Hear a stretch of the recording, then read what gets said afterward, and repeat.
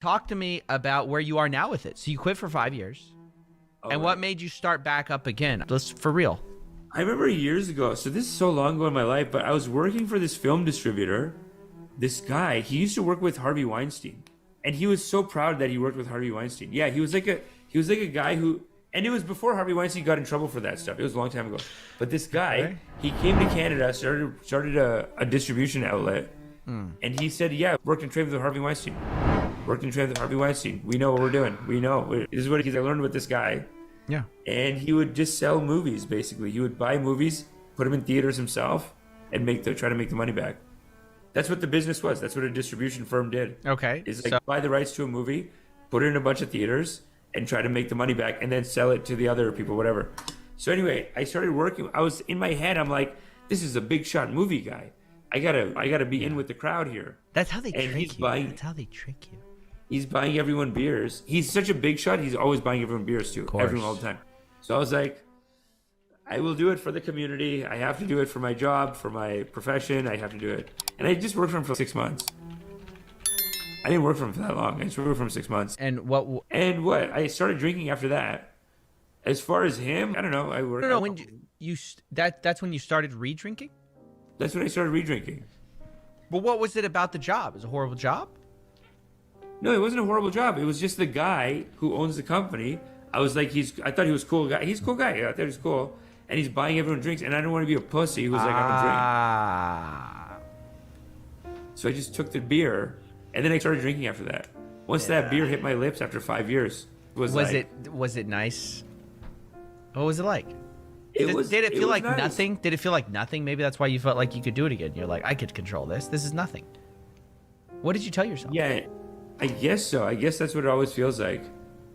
But it's definitely a problem in my family, man. There's several alcoholics. Is it a problem for you? Do you think now that you've been back in it, how long have you been back in? Drinking? Oh, for 10, 15 years. Probably longer than for years. Oh, so AA was way back. Oh, way back. A long time ago. Oh, so you've got it under control. And then 5 years I quit. And then after that, I got to watch myself though. Sometimes I'm like now, yeah, like I don't go past a certain amount. Like I won't get like drunk, like blackout drunk, obviously.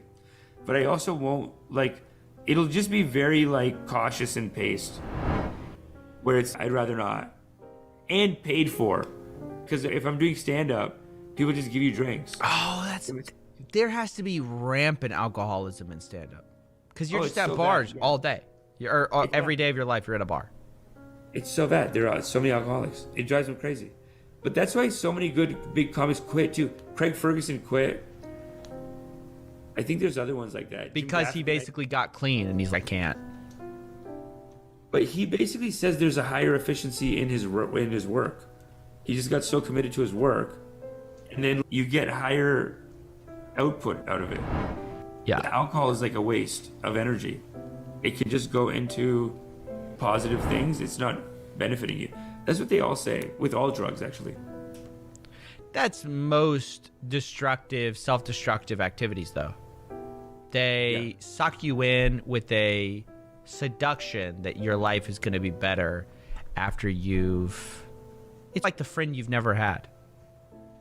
Or the friend it's always there for you. That's how addiction, I feel like, feels at first. It's I've always got this thing that's all people may let me down, but whiskey is always whiskey, and it's never going to let me down.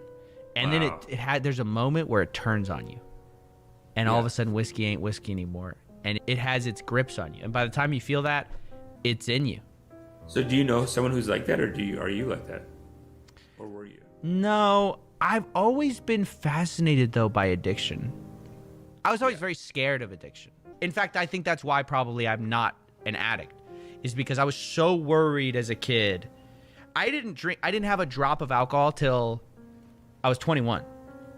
I don't know. I don't remember if it was right before I was 21 or if it was as I turned 21, but it was right around. So I waited a long time. I mean, relative to my age, but I was concerned that I just had this fear of things taking over not having agency in my life. I remember always fearing basically, I had this image in my head of people on heroin where they couldn't control themselves. And I just thought, what does it feel like to be almost a non-person?